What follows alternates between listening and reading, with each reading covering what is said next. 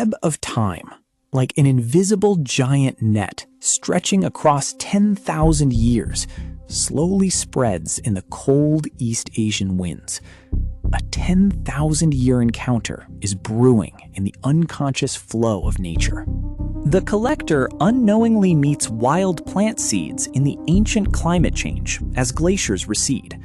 At that time, humans were merely simple hunters and gatherers, yet unknowingly embarked on a long journey of plant selection.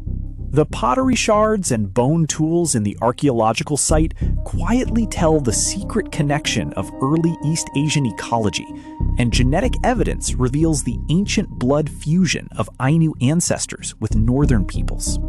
Our time web captures the first traces of seed domestication. These seeds were not deliberately chosen, but naturally emerged from unconscious spreading as adaptive flowers. The giant web of time and space focuses its gaze here. The shocking beginning has begun, from a simple accidental encounter to the gene epic created together by humans and nature. In the dim light of the primitive forest, the collector, holding a stone tool, wanders by the riverbank, unconsciously touching the root of a wild foxtail, and the seed drifts with the wind to the next water source. Paleoclimatic records show that post-last Ice Age warm currents carried the seeds to Hokkaido River Valley, where the collector's daily path became an unconscious seedbed. The charred seed remains excavated prove that these early seeds were not artificially selected, but the strongest individuals retained unconsciously after being stepped on by human footsteps. With the change of seasons, the collector returns the next year, observing that some plants have larger fruits and fuller seeds.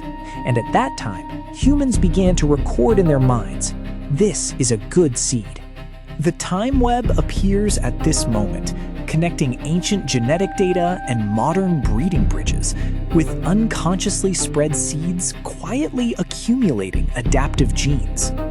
By the river valley, the collector grinds wild chestnut shells with shell fragments, mixing the seeds into the soil, and the repeated natural process quietly forms the first prototype of seed domestication. The climate change brings a harvest season. The collector gathers, shares those seeds that look different, and the knowledge flows in the unconscious chat. Archaeological evidence indicates that Jomon culture site seeds already have early morphological features, proving that the human-plant encounter has entered a delicate stage.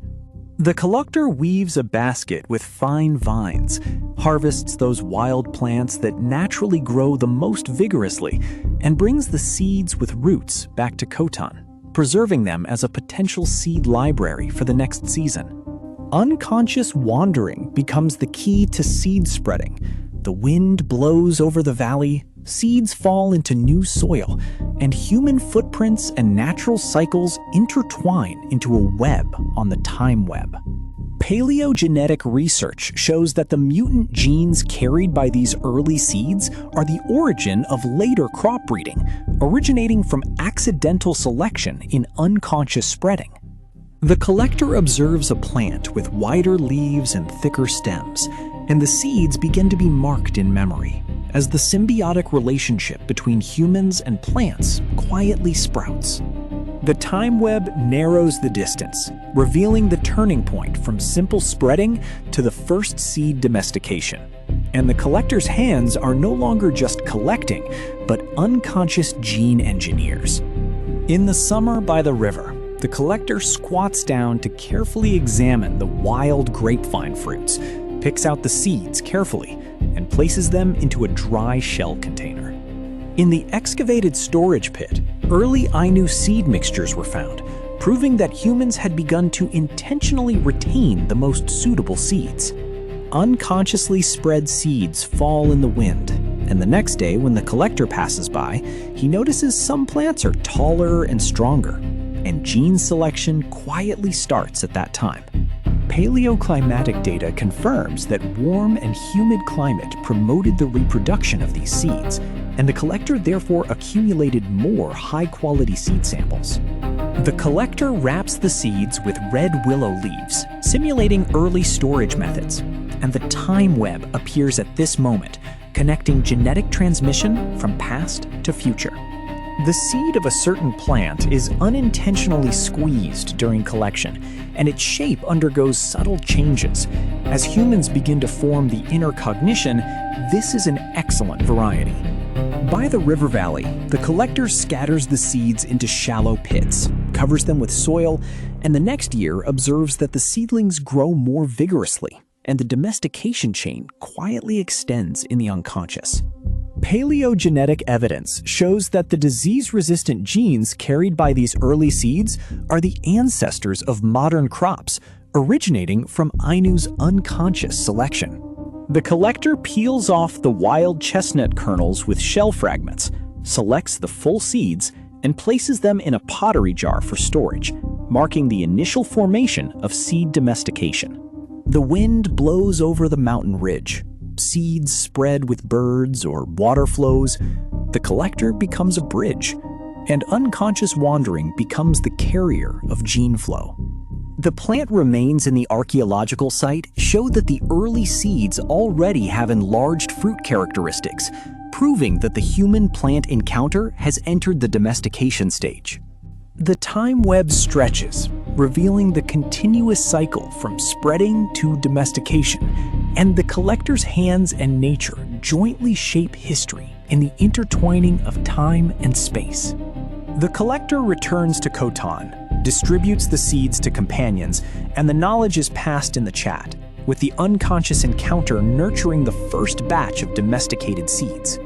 In the autumn mountains, the collector climbs the steep slope, picks seeds from wild strawberry vines, carefully counts the fullness, and puts them into a pouch. Paleoclimatic records show that monsoon changes bring sufficient rainfall, promoting the maturity of these seeds, and the collector therefore obtains more domestication samples. The unconsciously spread seeds take root in the valley, and the next time the collector passes by, he notices that some plants have larger fruits and denser seeds. The excavated charred seeds are layered, proving that humans have begun to systematically retain those superior seeds, and the domestication chain is clearly visible. The collector strings the seeds with thin ropes, simulating early storage methods, and the time web appears at this moment, connecting ancient genetics and modern breeding chains. The seed of a certain plant is lightly compacted by human footsteps during collection, and its shape undergoes slight changes, with humans having formed the initial intention of domestication. By the riverbank, the collector buries the seeds in loose soil, and the next year, the seedlings grow vigorously, completing the domestication cycle unconsciously. Paleogenetic research reveals that the stress-resistant genes carried by these early seeds are the treasure trove of later crop breeding, originating from Ainu's unconscious efforts.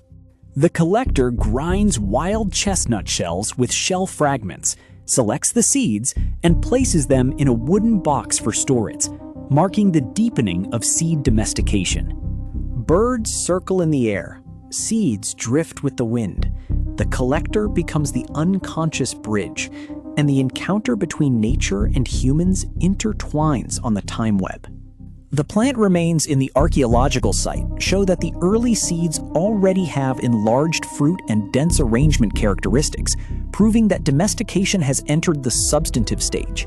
The time web narrows the historical moment, and the collector's hands and nature jointly write the epic of the first batch of domesticated seeds in the intertwining of time and space. The collector shares seed stories with companions. The knowledge flows in the mountain wilderness chat, and the unconscious spreading quietly turns into the reality of the first batch of domesticated seeds. From an academic perspective, the collector's encounter, from unconscious spreading to the domestication of the first batch of seeds, presents a clear picture of multiple interwoven evidences. Archaeological, paleoclimatic, and paleogenetic data jointly point to this process, with Ainu ancestors playing a key role in East Asian ecology.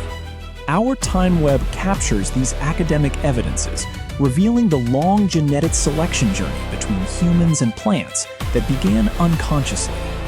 Multiple academic perspectives complement each other, proving that the collector was not intentional, but his actions became the forerunner of later agricultural civilization.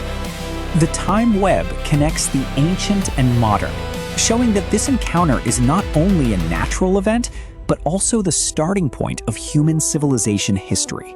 From unconscious spreading to the domestication of the first batch of seeds, the academic narrative is finally completed, and the human hands in the eternal web write our common plant history.